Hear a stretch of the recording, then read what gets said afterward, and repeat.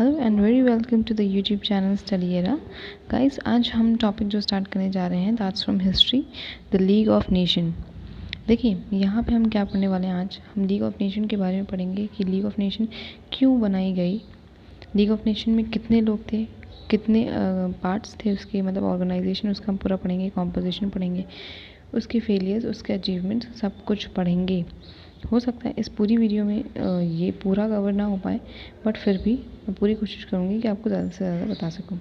सो देखिए, जैसे कि हम जानते हैं कि फर्स्ट वर्ल्ड वॉर जो था वो अपने साथ बहुत ज़्यादा डिस्ट्रक्टिव और डिज़ास्ट्रस रिजल्ट लाया था सभी के लिए। ठीक है, तो ये जो वर्ल्ड वॉर थी उसने मैन पावर की, वेल्थ की बहुत ज़्यादा और सब कुछ डिस्ट्रॉय कर दिया था इस वॉर ने। ठीक है, और सभी इससे सिर्फ छुटकारा पाना चाहते थे। तो यहाँ पे सबसे मेन नाम जो आता है वो आता है विल्सन का, जो कि प्रेसिडेंट थे उस टाइम यूनाइटेड स्टेट्स के, दैट मीन्स अमेरिका के। और सभी के साथ वो ही सबसे ज़्यादा इंटरेस्टेड थे इन सब डिस्ट्रक्शन को प्रिवेंट करने में। मतलब वो चाहते थे कि ऐसी एक परमानेंट पीस इस्टेब्लिश की जाए वर्ल्ड के लिए, ताकि आगे कोई ऐसी वॉर ना छिड़ सके और इतना ज़्यादा डिस्ट्रक्शन ना हो। ठीक है, तो वॉर के टाइम पे जो विल्सन थे वो उस टाइम जब देख रहे थे कि इतना ज़्यादा डिस्ट्रक्शन हो रहा है, इतना ज़्यादा बर्बादी हो रही है हर चीज़ की, मैन पावर हो चाहे वेल्थ हो, ठीक है, हर चीज़ का इतना ज़्यादा डिज़ास्ट्रस रिजल्ट निकल के आ रहा है, तो वो चाह रहे थे कि एक ऐसी संस्था, एक ऐसी ऑर्गेनाइजेशन को सेटअप किया जाए जो कि पूरी तरह से इस चीज़ का ध्यान रखे कि आगे फर्दर फ्यूचर में कोई भी वॉर ना हो ऐसी, जिसकी वजह से इतनी प्रॉब्लम्स हो। ठीक है, तो उन्होंने अपना जो है कहते हैं ना 14 पॉइंट्स ऑफ विल्सन, तो वो 1916 में विल्सन ने ये चीज़ एक्सप्रेस की, अपने व्यूज़ की।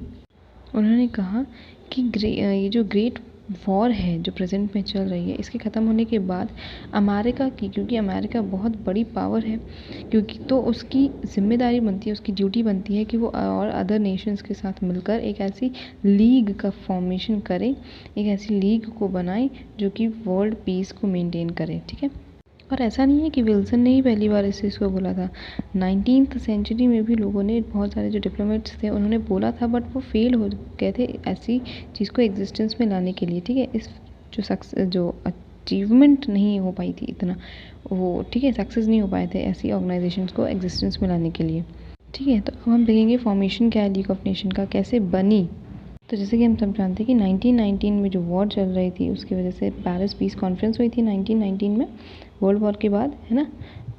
1918 में आपकी वॉर ख़त्म हो गई थी। ठीक है, उसके बाद 1919 में जो है ये आपका पेरिस पीस कॉन्फ्रेंस हुआ था।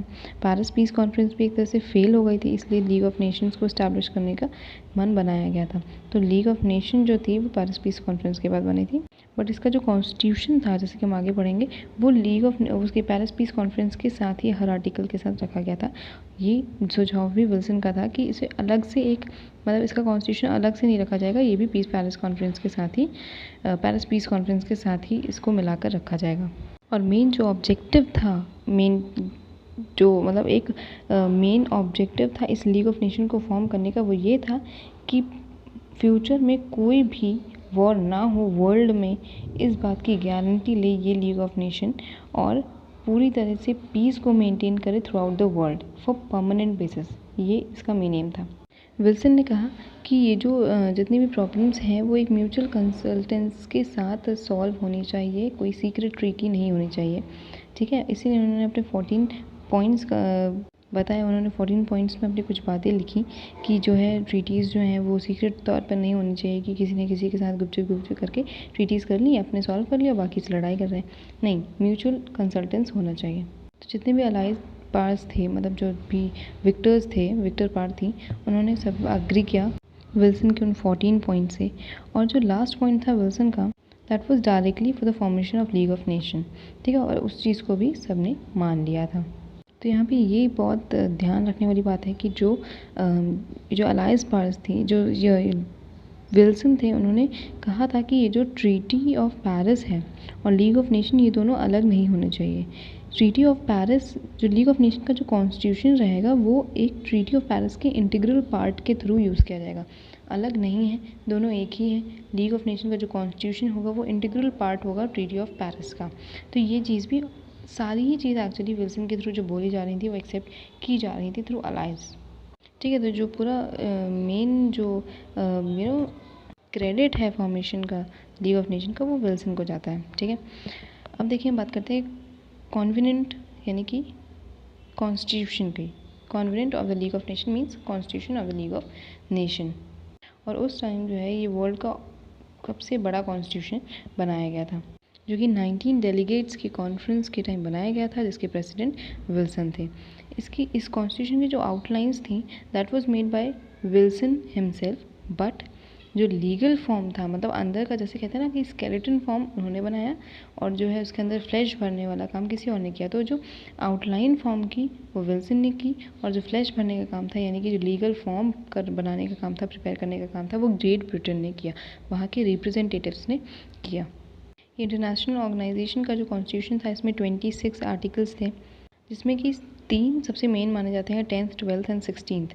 ठीक है, देखिए जो 10th आर्टिकल था कॉन्स्टिट्यूशन का वो ये बोल रहा था कि जितने भी मेंबर्स हैं लीग ऑफ नेशन के वो प्रॉमिस करेंगे कि पॉलिटिकल इंडिपेंडेंस और टेरिटोरियल इंटीग्रिटी बनी रहेगी, और जितनी भी मेंबर्स कंट्रीज़ हैं ऑर्गेनाइजेशन के अंदर उन सभी की पॉलिटिकल इंडिपेंडेंस और टेरिटोरियल इंटीग्रिटी की रिस्पेक्ट करेंगे, जितने भी मेंबर्स हैं लीग ऑफ नेशन के। ठीक है, तो 10th was this. 12th article में बोला गया था कि जितनी भी प्रॉब्लम्स होंगी वो सभी मेंबर्स के थ्रू मीटिंग्स और म्यूचुअल टॉक्स के थ्रू ही डिस्कस की जाएंगी। कोई किसी के पास जाकर नहीं डिस्कस करेगा, मीटिंग एक होगी, एक कॉन्फ्रेंस टाइप होगी, जितने भी मेंबर्स हैं और उन्हीं के थ्रू म्यूचुअल डिस्कशन करके ही वो प्रॉब्लम्स को सॉल्व किया जाएगा। और उन्होंने ये भी प्रॉमिस किया वहाँ पे इस आर्टिकल के थ्रू, 12th आर्टिकल के थ्रू, कि वो किसी भी तरह का वॉर मेजर अडॉप्ट नहीं करेंगे for the settlement of any of the reason. और जो लास्ट यानी कि 16th जो आर्टिकल था वो सबसे मेन था। उसमें ये बोला गया था कि अगर कोई भी कंट्री किसी भी सेटलमेंट के लिए वॉर करती है या किसी भी स्टेट पर या किसी भी कंट्री पे वॉर डिक्लेयर कर देती है, जो सेटलमेंट हुआ है उसे वायलेट करती है, तो वो सभी कंट्रीज़ का, सारे ही कंट्रीज़ का, फॉर ऑल नेशन वो एनिमी डिक्लेयर कर दिया जाएगा और उसे सभी कंट्रीज़ का एक साथ अग्रेशन फेस करना पड़ेगा। तो ये जो 3 थे, 10th 12th और 16th, ये 3 मेन आर्टिकल्स थे 26 आर्टिकल्स में से। अब देखिए अलग से एक हम अगर बात करें, आप लिखना चाहें तो लिख सकते हैं कि एम्स और ऑब्जेक्ट क्या थे लीग ऑफ नेशन के। तो बहुत ही कॉमन एम थे, जैसे कि अब मैंने आपको जो ये ओवरव्यू दिया है उसमें आप समझ ही गए होंगे कि क्या एम्स और ऑब्जेक्टिव्स थे लीग ऑफ नेशन के। एक एक करके हम फिर भी डिस्कस कर लेते हैं ना। जैसे कि पहला था preventing the possibility of war in future में कोई वॉर नहीं होगी, इस बात की पॉसिबिलिटी ले रहे थे वो। Encouraging the feelings of international corporation के साथ रहेंगे, उस फीलिंग्स के साथ, उस फीलिंग को इनकरेज करेंगे। पीस मेंटेन करेंगे, सिक्योरिटी रखेंगे इंटरनेशनल लेवल पे। ठीक है, और पेरिस पीस कॉन्फ्रेंस में जितने भी प्रोविजंस, जितनी भी ट्रीटीज़ हैं उनको इम्प्लीमेंट किया जाएगा। और जितने भी 4 ऑब्जेक्टिव्स थे या जितने भी और थे उनमें से सबसे मेन था प्रिवेंशन ऑफ वॉर, जो कि ज़्यादा टाइम तक टिक नहीं पाया था, ये भी ख़त्म हो गया था। ठीक है, तो अभी के लिए आप इतना जानिए कि जो मेन 4 ऑब्जेक्टिव्स थे, एम्स थे, उसमें से सबसे मेन क्या था, prevention of war for future. अब हम बात करते हैं ऑर्गेनाइजेशन की कि कैसे बना था, क्या क्या इसमें कितने पार्ट्स थे। ठीक है, जैसे कि इसकी मेंबरशिप के बारे में बात करेंगे, बॉडीज़ क्या थी लीग ऑफ नेशन की, जैसे असेंबली हो गई, काउंसिल हो गई, सेक्रेटेरिएट हो गया। तो देखिए जो मेंबरशिप थी कॉन्स्टिट्यूशन के थ्रू ये रजिस्टर्ड था कि जो मेंबरशिप है वो सिर्फ उन्हीं पावर्स को दी जाएगी जो कि जर्मनी के अगेंस्ट थे वॉर में। जर्मनी से जिन्होंने लड़ाई की थी उन्हीं पावर्स को मेंबरशिप मिलेगी लीग ऑफ नेशन की। ठीक है, एक्चुअली स्टार्टिंग में क्या हुआ था कि जितनी भी डिफीटेड कंट्रीज़ थी, जो भी जर्मनी की तरफ से लड़ा था, जैसे जर्मनी हो गया, ऑस्ट्रिया, हंगरी, टर्की, रशिया, ये सब, तो इन सभी को इंक्लूड नहीं किया गया था as a member. But last में फ्यूचर में ये सभी एंट्री ले चुकी थी, अंदर आ गई थी। स्टार्टिंग में सिर्फ 16 मेंबर्स थे, मतलब 16 कंट्रीज़ के मेंबर्स ने साइन किया था लीग ऑफ नेशन पे।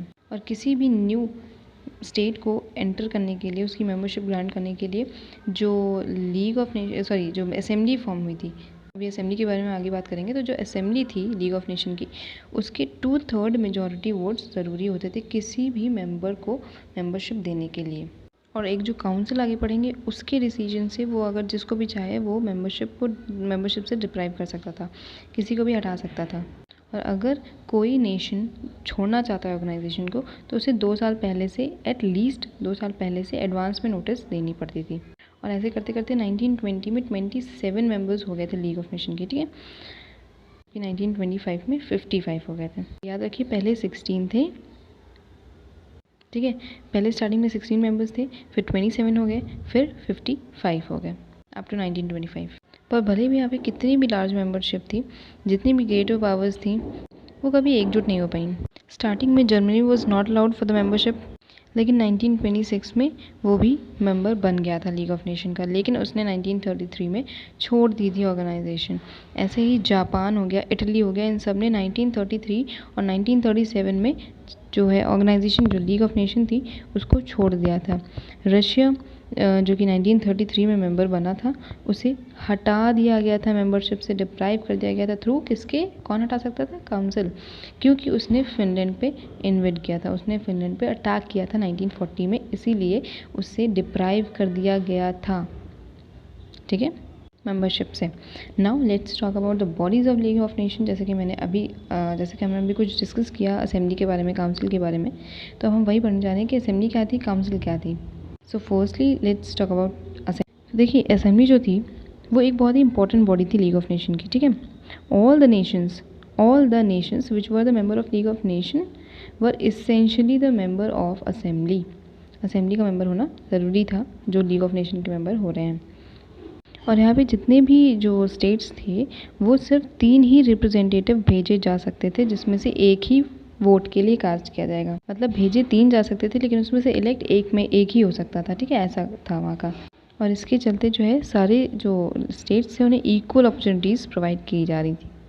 इसके जो डिप्लोमेट्स थे बहुत ही हाई स्किल्ड थे, बिल्कुल, है ना, हाई ऑर्डर स्किल्ड थे, बहुत पढ़े लिखे, बहुत स्मार्ट, मतलब जो पूरी जानकारी रख रहे थे, स्पेशलिस्ट थे। इसका सेशन साल में एक बार होता था, जो कि 3 हफ्तों के लिए चलता था। और सबसे मेन बात ये थी कि जो है जनरल पब्लिक बहुत पूरी तरह से अलाउड थी जब भी इसका सेशन चलता था फॉर द विटनेस, ठीक है। असेंबली अपने चेयरमैन को भी इलेक्ट करती थी, और जब तक कोई भी रेजोल्यूशन तब तक पास नहीं हो सकता था, तब तक असेंबली का एक मेंबर उसको अपना कंसेंट ये सपोर्ट नहीं दे देता था, तब तक कोई भी रेजोल्यूशन पास नहीं हो सकता था। सपोज एक असेंबली में 5 मेंबर हैं, 4 ने दे दी, 1 ने नहीं दी, तब भी वो रेजोल्यूशन पास नहीं होगा।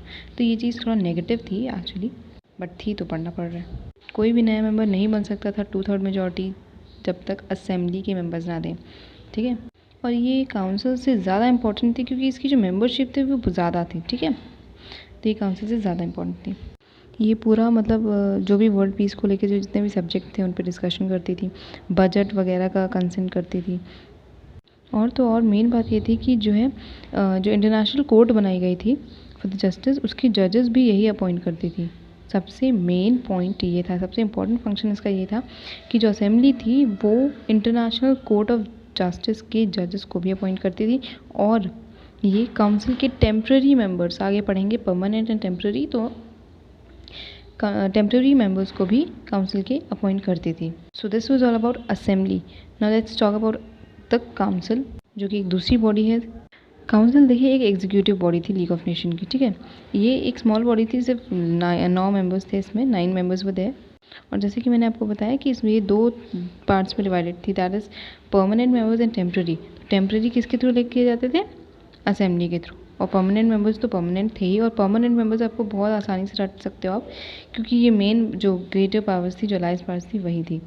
जैसे कि अमेरिका हो गया, ब्रिटेन हो गया, फ्रांस, इटली, जापान, ठीक है। तो ये 5 मेन परमानेंट पावर्स थी, और जो टेम्प्रेरी पावर्स थी वो आती जाती रहती थी, जो कि असेंबली के थ्रू इलेक्ट होती थी। पर यहाँ मेन पॉइंट निकल के क्या आता है कि ये सब कुछ किसने किया? विल्सन ने, मीन्स यूनाइटेड नेशन ने, यूनाइटेड स्टेट्स ने, अमेरिका ने। लेकिन अमेरिका ने ही नहीं चाहा कि इसको, मतलब इसमें अपनी मेंबरशिप नहीं दी, मेंबर की खुद ही मेंबर नहीं बना लीग ऑफ नेशन का। थोड़ा अटपटा लग रहा है ना, इसी ने सब कुछ बनाया लेकिन यही नहीं बना मेंबर। ये चीज़ याद रखिएगा कि यूनाइटेड स्टेट्स जो था वो उसने लीग ऑफ नेशन की मेंबरशिप नहीं ली थी, नहीं एक्सेप्ट की थी, परमानेंट मेंबर्स में नहीं था वो। तो ये सिर्फ याद रखिएगा कि यहाँ जो परमानेंट पावर्स थी वो खाली 4 ही थी, और 4 जो थी वो टेम्प्रेरी पावर्स भी थी, जो कि टेम्प्रेरी बेसिस पे असेंबली के थ्रू इलेक्ट की जाती थी। तो 2 साल तक की जो इसकी मेंबरशिप थी, मतलब इसका जो मेंबर्स थे वो 8 थे, लेकिन उसके बाद ये 11 हो गए थे बढ़ के। जो टेम्पररी मेंबर्स थे वो बढ़े थे और 11 हो गए थे बढ़ के। इनका जो पीरियड रहता था वो सिर्फ 3 साल का रहता था और हर साल 1/3 मेंबर्स जो थे वो रिटायर होते रहते थे। 3 साल का था और 1/3 रिटायर होते थे हर साल। काउंसिल का बहुत सेवरल राइट्स थे उसके पास, बहुत ज़्यादा इंपॉर्टेंस वाले राइट्स थे। वो किसी को भी मेंबरशिप से डिप्राइव कर सकता था लीग ऑफ नेशन के। It also had the right to take necessary military actions against any aggressive power for the sake of settlement of League of Nations. और इसकी जो मेन ड्यूटीज़ थी those were to resolve international disputes, administer the सार basin, क्योंकि वो league of nation के under आ गई थी, आगे हम पढ़ेंगे, ठीक है। और डांसिंग जो पोर्ट था वो भी इसके अंडर में आ गया था। और जितने भी रिपोर्ट्स हुआ करती थी कंट्रीज़ की, ठीक है, वो सब भी ये मैनेज करता था, कंसीडर करता था। मैंडेट सिस्टम आगे हम पढ़ेंगे, बहुत इंपॉर्टेंट है, अलग से आ सकता है क्वेश्चन। तो मैंडेट सिस्टम को भी यही मैनेज करता था, ठीक है। आर्मामेंट्स यानी कि आर्मीज़ और जितने भी आर्मामेंट्स थे उन सब को भी डिसआर्मामेंट का जो प्रोसीजर था उसको रिड्यूस करने का, आर्मामेंट्स को रिड्यूस करने का जो प्रोसीजर था, जो एफर्ट था, वो भी इसी ने शुरू किया था। और ऐसा कहा जाता है कि ये जो काउंसिल थी, it works for the safeguarding the interest of minorities. ये जो माइनॉरिटीज़ थी उनके इंटरेस्ट को सेफ गार्ड करने का काम था इसका मेनली।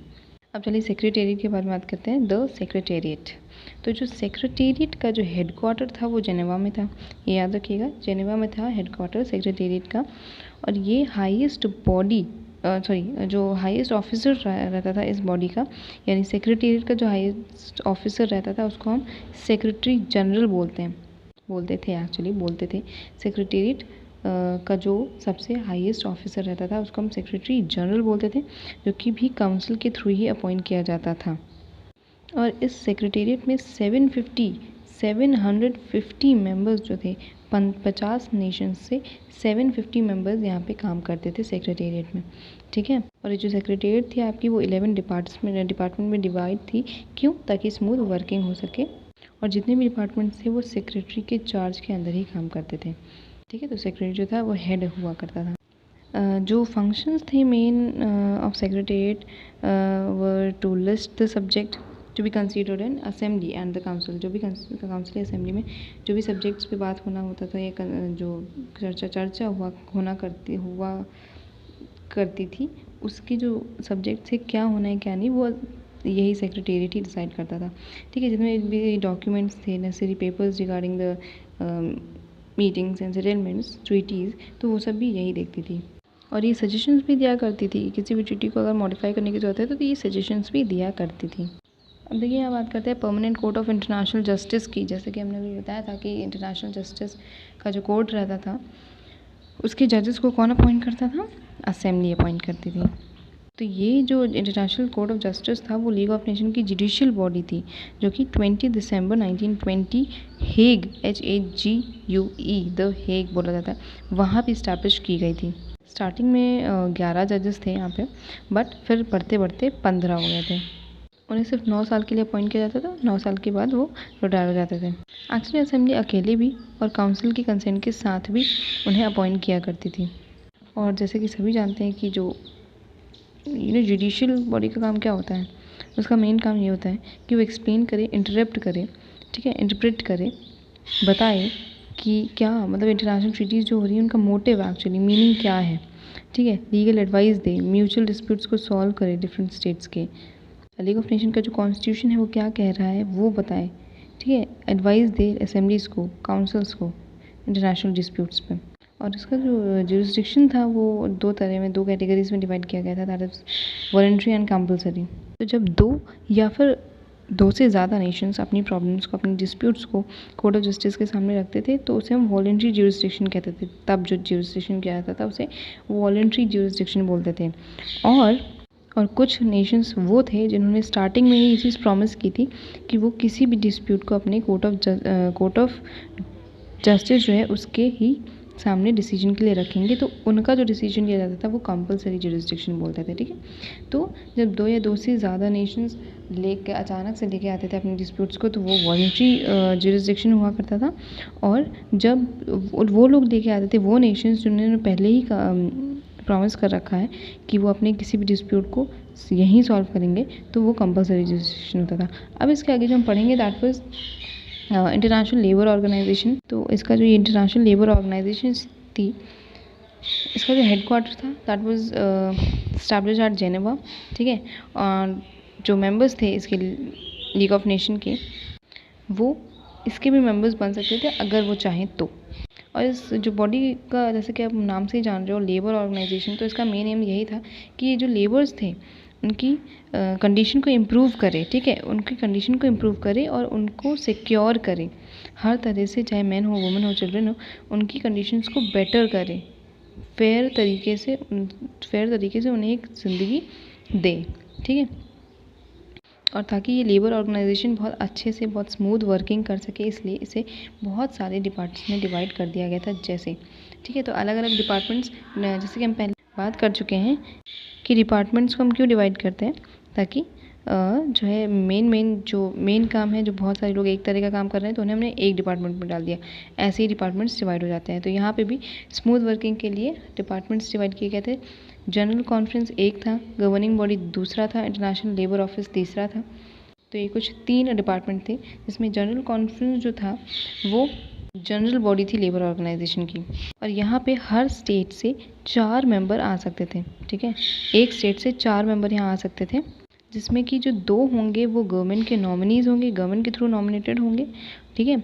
और एक इंडस्ट्रियलिस्ट के थ्रू नॉमिनेट होना चाहिए, और एक जो रहना चाहिए वो लेबर का रिप्रेजेंटेटिव होना चाहिए, ठीक है। उस पर्टिकुलर नेशन का लेबर का रिप्रेजेंटेटिव होना चाहिए। तो एक लेबर का रिप्रेजेंटेटिव होना चाहिए, और जो एक होगा वो इंडस्ट्रियलाइज्ड जो फील्ड है उसके थ्रू नॉमिनेटेड होना चाहिए, और तीसरा चौथा जो 2 होते थे वो गवर्नमेंट नॉमिनीज होते थे, ठीक है। तो इस तरह से ये होती थी।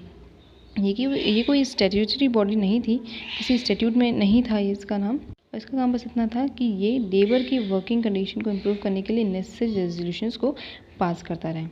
अब जो गवर्निंग बॉडी थी इसमें 32 मेंबर्स थे, ठीक है। 32 मेंबर्स में से जो 8 मेंबर्स थे वो लेबर के थ्रू नॉमिनेट किए जाते थे। 8 जो रहते थे वो फैक्ट्री ओनर्स की तरफ से थे, फैक्ट्री ओनर्स रहा करते थे, और जो रिमेनिंग 16 होते थे वो नॉमिनीज़ होते थे, किसके? गवर्नमेंट के, ठीक है। तो 16 government nominees, 8 nominated by labours और 8 फैक्ट्री ओनर्स, ठीक है। तो यहाँ पर ऐसे बोला जाता है कि जो इंडस्ट्रियल सिटीज़ थी उनके जो लोग थे यहाँ पे, उन्होंने प्रोमिनेंट प्लेस, यहाँ पे एक इम्पॉर्टेंट प्लेस अचीव कर रखी थी इस गवर्निंग बॉडी में। और ये जो गवर्निंग बॉडी थी इसका मेन फंक्शन ये था कि ये इंटरनेशनल लेबर ऑफिस के लिए डायरेक्टर को इलेक्ट करे, ठीक है। तो गवर्निंग बॉडी का मेन फंक्शन था डायरेक्टर को इलेक्ट करना, किसके डायरेक्टर को? इंटरनेशनल लेबर ऑफिस के डायरेक्टर को इलेक्ट करना was the main function of governing body. और जनरल कॉन्फ्रेंस का क्या काम था? वर्किंग कंडीशंस ऑफ लेबर जो भी था उसको इम्प्रूव करना और उसके लिए रेजोल्यूशंस को पास करना। अब इंटरनेशनल लेबर ऑफिस क्या था? इसका काम था कि किस तरह से ऐसे कौन से सर्कमस्टेंसेस को लाए ताकि लेबर्स की कंडीशन को इम्प्रूव किया जा सके, जिससे लेबर की कंडीशन अच्छी हो सके, इम्प्रूव हो सके, ठीक है। तो वो न्यूज़पेपर्स भी पब्लिश करते थे, मैगजीन्स भी पब्लिश करते थे फॉर द सेम पर्पस। तो ये था पूरा लीग ऑफ नेशन जो था आपका, पूरा जितना इसका ऑर्गेनाइजेशन, इसकी बॉडीज़, ठीक है। तो वो सब हमने पढ़ा। तो इसमें जितनी भी बॉडीज़ थी, जैसे कि जनरल बॉडी हो गई आपकी, एग्जीक्यूटिव बॉडी हो गई, जुडिशरी बॉडी हो गई, ठीक है। तो और एक ये लेबर ऑर्गेनाइजेशन जो कि लेबर्स के वेलफेयर के लिए बनाया गया था। तो ये सारा जो था ये बहुत ही बड़ी ऑर्गेनाइजेशन थी, इसीलिए इसका कॉन्स्टिट्यूशन भी पूरे वर्ल्ड में सबसे बड़ा था। तो ये इसीलिए बनाई गई थी, मेनली इसका फंक्शन यही था कि ये डेंजर को कम कर सकती है, रिड्यूस कर सकती है, ठीक है। और जितना भी लोग हैं, जितने भी वर्ल्ड में लोग हैं उनको सिक्योर कर सकें, उनकी लाइफ को सिक्योर कर सकें, ठीक है। तो इसका मेन एम था कि वर्ल्ड पीस को बनाए रखें। चलिए हम बात करते हैं कुछ अचीवमेंट्स की जो कि लीग ऑफ नेशन ने अटेन की इन द पॉलिटिकल फील्ड, ठीक है, अभी हम दूसरी फील्ड ह्यूमैनिटेरियन फील्ड में भी डिस्कस करेंगे। पहले हम पॉलिटिकल फील्ड में डिस्कस करते हैं कि क्या अचीवमेंट्स रहीं लीग ऑफ नेशन ऑर्गेनाइजेशन की। ऐसा हो जाता है कि शुरुआत में तो लीग ऑफ नेशन ने बहुत सारी सक्सेस करी, ठीक है, डिस्प्यूट्स को सॉल्व करने में, लेकिन बाद में वो थोड़ा ढीली पड़ती गई क्योंकि उसके जो परमानेंट मेंबर्स थे उन्हीं ने साथ नहीं दिया, वही उन्हीं ने कॉर्पोरेट नहीं किया। तो यहाँ कुछ प्रॉब्लम्स बताई गई हैं जिसे लीग ऑफ नेशन ने सॉल्व की, ठीक है। तो पहला प्रॉब्लम आता है यहाँ पे आलंद आइलैंड। तो आलंद आइलैंड की जो प्रॉब्लम थी, चलिए वो देखते हैं। तो ये जो आलंद आइलैंड था ये बाल्टिक सी पे सिचुएटेड था, ठीक है, बाल्टिक सी में सिचुएटेड था ये आलंद आइलैंड। इसमें डिस्प्यूट क्या अरोज हुआ, इसमें डिस्प्यूट स्वीडन और फिनलैंड के बीच अरोज हुआ 1921 में, ठीक है, ओवर द पोजीशन, मतलब पोजीशन किसका होना चाहिए इस Aland island, Aland island ALAND।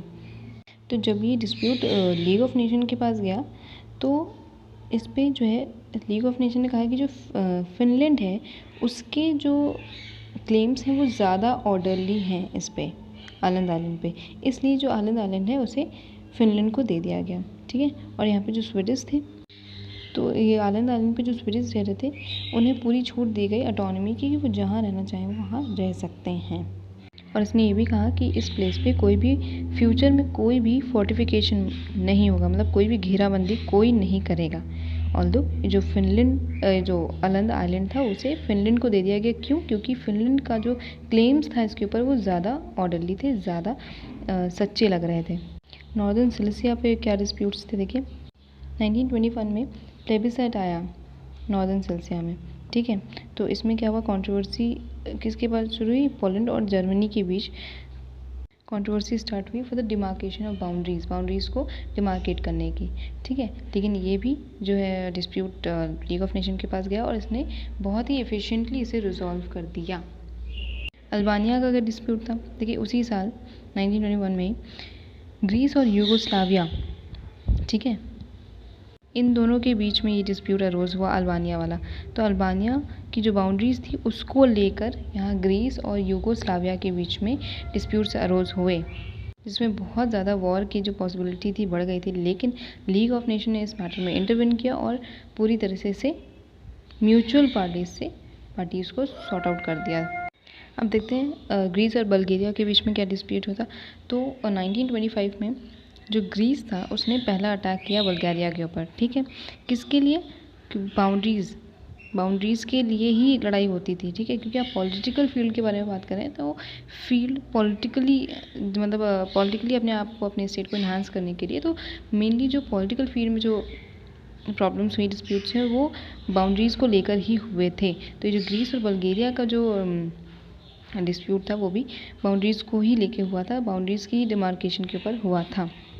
और जैसे ही लीग ऑफ नेशन के पास गया उसने जो ग्रीस के जितने भी एक्शंस थे उसे बहुत ज़्यादा ब्रूटली क्रिटिसाइज़ किया, क्योंकि ग्रीस ने अटैक कर दिया था बल्गेरिया के ऊपर और उसने ज़बरदस्ती ग्रीस को अपनी वहाँ से आर्मी हटाने के लिए बोला। और जैसे कि इसे ज़बरदस्ती हटाने के लिए बोला गया था, तो जो ग्रीस थी उसने अपनी आर्मी बल्गेरिया से हटा ली, ठीक है।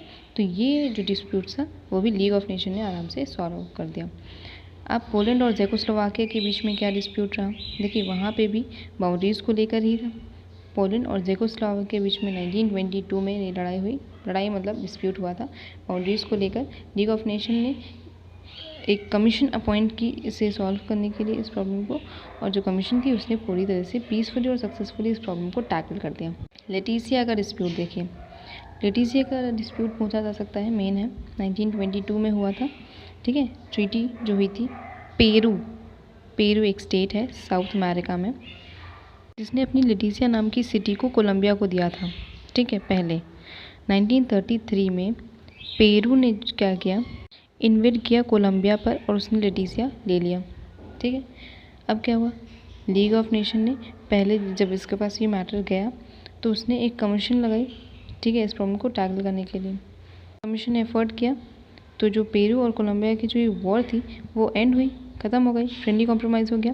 लेटिसिया की जो सिटी थी उसे कोलंबिया को दे दिया गया, क्योंकि वो तो पहले तुम्हें कोलंबिया को दी गई थी ना, जब तुमने उसे दे दी तो अब लड़ाई किस बात की। तो ये याद रखिएगा, पेरू साउथ अमेरिका की एक स्टेट है जिसने अपनी एक सिटी लेटिसिया कोलंबिया को दिया था, लेकिन बाद में उसने कोलंबिया पे अटैक किया और अपनी सिटी लेटिसिया वापस लेनी चाहिए।